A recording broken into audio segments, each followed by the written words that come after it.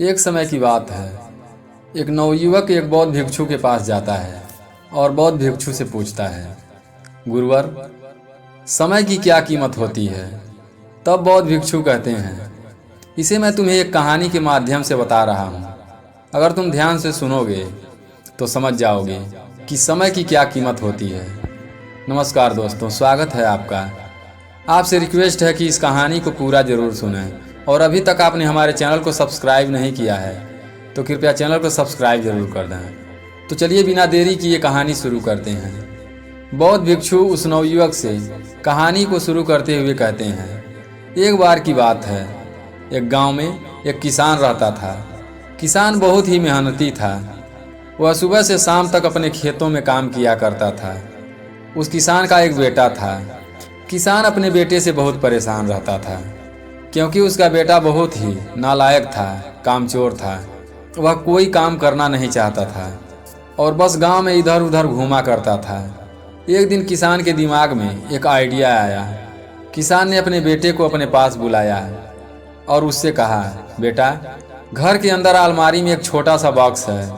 उस बॉक्स में एक घड़ी रखी हुई है, तुम उसे निकाल कर लाओ। लड़का घर के अंदर जाता है और उस घड़ी को बाहर निकाल कर लाता है। फिर किसान ने उससे कहा कि अब तुम एक काम करो, इस घड़ी को अपने साथ बाजार में लेकर जाओ। जितने लोग भी तुम्हें मिलेंगे सबसे तुम इस घड़ी की कीमत पूछ कर आना। अब वो लड़का उस घड़ी को लेकर बाजार में चला गया। उसने बाजार में सभी लोगों से उस घड़ी की कीमत पूछी। किसी ने उस घड़ी की कीमत 200 बताई, किसी ने 400 तो किसी ने 1000। सभी लोगों ने उस घड़ी की कीमत अलग अलग बताई और कई लोगों ने एक जैसी। वह लड़का अपने पिता के पास वापस आया और उसने उनसे कहा, पिताजी, सभी लोगों ने इस घड़ी की कीमत अपने हिसाब से बताई। किसी ने 200, किसी ने 400 तो किसी ने 1000। अब उस किसान ने अपने बेटे से कहा, बेटा ठीक है, घड़ी को तुम अलमारी में रख दो और जाओ। अगले दिन फिर से किसान ने अपने बेटे को अपने पास बुलाया और उसे फिर अलमारी से घड़ी लाने को कहा। लड़का फिर जाता है और अलमारी से घड़ी निकाल कर लाता है।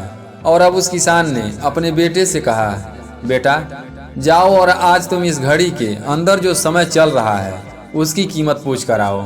लड़के को समझ में नहीं आ रहा था उसके पिताजी उससे क्या करवाना चाह रहे हैं। वह दुखी मन से फिर से घड़ी को लेकर बाजार में चला जाता है और सभी लोगों के सामने उस घड़ी के अंदर जो समय चल रहा था उसकी कीमत पूछता है।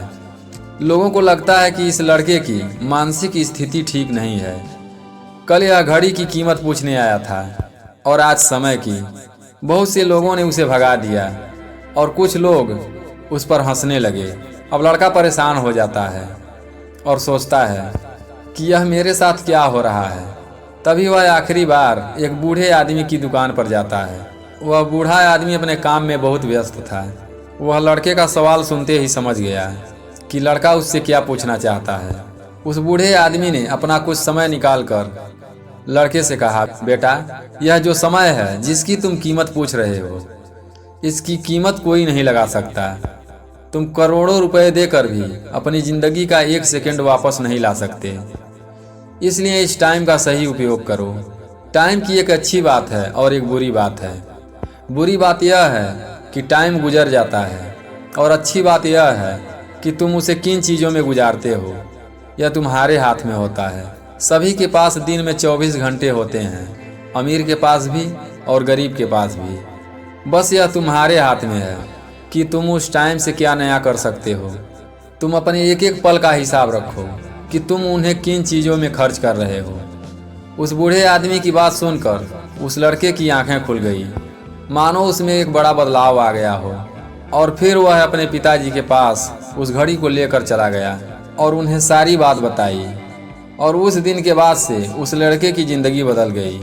आगे महात्मा ने उस नवयुवक से कहा कि टाइम सबके लिए फ्री है लेकिन उसकी कीमत नहीं लगाई जा सकती। वह बहुत ही कीमती है। तुम उसे खरीद नहीं सकते लेकिन तुम उसे इस्तेमाल कर सकते हो। तुम उसे रख नहीं सकते और अगर एक बार तुमने इसे गंवा दिया तो तुम इसे कभी भी वापस नहीं पा सकते हो। इसलिए अपने टाइम का सही उपयोग करो। दोस्तों, कहानी अच्छी लगी हो तो वीडियो को लाइक करें, चैनल को सब्सक्राइब करें और कमेंट में नमो बुद्धाय लिखकर इस वीडियो को अपने दोस्तों के साथ ज़्यादा से ज़्यादा शेयर करें। फिर मिलते हैं एक नई कहानी के साथ अगली वीडियो में। तब तक के लिए अपना ख्याल रखें, हमेशा खुश रहें। हमारे साथ वीडियो में अंत तक बने रहने के लिए धन्यवाद।